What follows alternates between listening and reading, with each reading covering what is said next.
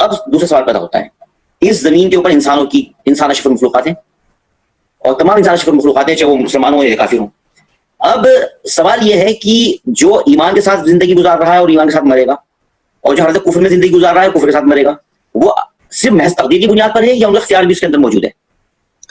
نہیں, ظاہر ہے کہ اللہ تعالیٰ نے انسان کو اختیار دیا ہے کہ وہ اپنی زندگی کیسے گزارے, اور اپنا جو مقام ہے آخرت میں, مرنے کے بعد اس کا جو ٹھکانہ ہوگا جنت یا جہنم, وہ اس کو طے کرے. کبھی مجھے جنت میں جانا ہے کہ جہنم میں جانا ہے, تو ظاہر ہے کہ اگر وہ ایمان لائے گا تو جنت میں جائے گا, نہیں لائے گا تو جہنم میں جائے گا. تو اختیار اللہ تعالیٰ نے اس کو دیا ہے. تقدیر کا مطلب یہ نہیں ہے کہ انسان سے اختیار کو چھین لیا گیا, انسان کو اختیار بھی دیا ہے اور اس کو تقدیر بھی. یعنی کہ کہنا چاہ رہے ہیں کہ کافر جو ہیں یوم القیامہ یہ بات کی شکایت نہیں کر سکتے کہ آپ نے ہمیں حالت کفر میں پیدا کیا تھا, اور ہم چونکہ آپ کی تقدیر کے تابع تھے اس لیے ہم ساری زندگی کفر میں رہے اور کفر میں مرے, اور اس لیے ہم جہنم میں داخل کیے جانے, تو ہمارے ساتھ ناانصافی ہو رہی ہے. تو کیا یہ سوال وہ نہیں کر پائیں گے؟ یہ سوال اس لیے نہیں کر پائیں گے چونکہ اس سوال کی جو بنیاد ہے وہ یہ ہے کہ لوگ یہ سمجھتے ہیں کہ اختیار اور تقدیر کے درمیان کانٹرڈکشن ہے نا. اس سوال کی بنیاد یہ ہے کہ تقدیر اللہ تعالیٰ نے جو چیز طے کر دی جس کو ہم تقدیر کہتے ہیں, اور انسان کا جو اختیار ہے اس کے درمیان کانٹرڈکشن ہے. تو اگر کوئی آدمی جہنم میں جانے کے بعد یہ کہے گا کہ اے اللہ تو نے میرے لیے یہ مقدر کر دیا تھا کہ میں ایمان نہ لاؤں, تو میں اس لیے جہنم میں آ گیا, تو میرے پاس تو اختیار تھا ہی نہیں چونکہ تیری تقدیر آڑے آ گئی, تو گویا کہ وہ یہ سمجھ رہا ہے کہ اختیار اور تقدیر کے درمیان کانٹرڈکشن ہے. حالانکہ ایسا نہیں ہے.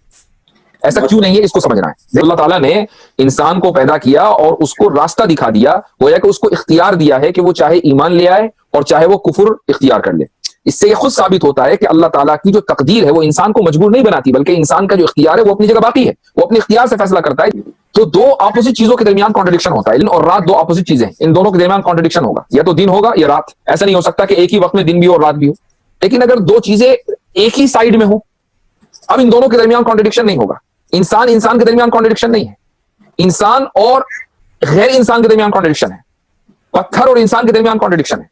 لیکن میرے اور آپ کے درمیان کوئی کانٹرڈکشن نہیں, چونکہ ہم دونوں جو ہے وہ ایک ہی کیٹیگری میں فٹ ہوتے ہیں. ٹھیک ہے, اب آپ دیکھیے اختیار کو اور تقدیر کو, یہ کیا چیز ہے. اللہ تعالیٰ کی جو تقدیر ہے وہ اللہ تعالیٰ کا علم ہے. ظاہر ہے کہ ہمیں اللہ تعالیٰ, ہمارا علم تو بہت محدود ہے, بالکل یعنی بہت ہی لمیٹڈ ہے, اور اللہ تعالیٰ کا علم جو ہے وہ انلمیٹڈ ہے, انریسٹرکٹڈ ہے.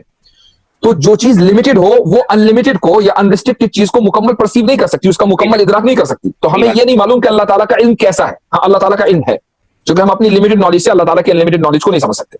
ٹھیک ہے, تو تقدیر اللہ تعالیٰ کی وہ ایک اننون چیز ہے. اب آئیے اختیار. ہم یہ سمجھتے ہیں کہ ہمارا جو اختیار ہے, ہم اپنے اختیار اور اپنی ول پاور سے جو کام کر رہے ہیں ہم اس کو اچھی طریقے سے جانتے ہیں. ایسا نہیں. اس کی ایک چھوٹی سی مثال لیجیے. آپ گاڑی چلا رہے ہیں, اب آپ ایک جب موڑ آیا, آپ نے جو ڈرائیونگ ویل ہے اس کو آپ نے موڑا, آپ یہ سمجھ رہے ہیں کہ میں نے اپنے اختیار سے اس کو موڑا. ٹھیک ہے, لیکن یہ جو اختیار کی جو ڈیفینیشن ہے وہ مکمل طور پر اننون ہے, کیونکہ آپ کو یہ معلوم نہیں ہے کہ آپ کے برین میں کتنے سیلز ہیں کہ جس وقت آپ نے ارادہ کیا وہ سارے سیلز متحرک ہو گئے اور انہوں نے اس ویل کو موڑنے میں آپ کی مدد کی.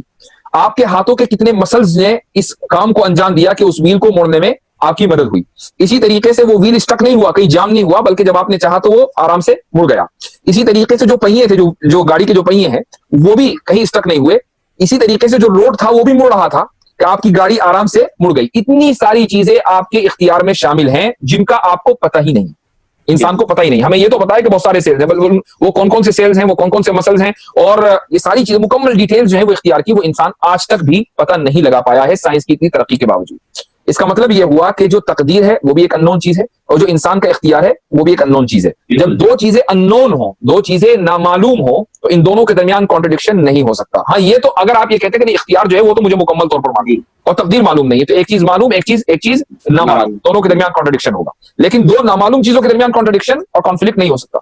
اس لیے یہ سوال ہی غلط ہے کہ کوئی یہ کہے کہ بھئی اللہ تعالیٰ نے مجھے اختیار نہیں دیا چونکہ اس نے اپنی تقدیر کے حساب سے یہ فیصلہ کر دیا تھا کہ مجھے جہنم میں جانا ہے, اس لیے میں تو جہنم میں آ گیا, میرا کیا قصور ہے. اس کا یہ سوال اس بنیاد کے اوپر ڈیپینڈ کرتا ہے, اور یہ بنیاد ہی غلط ہے.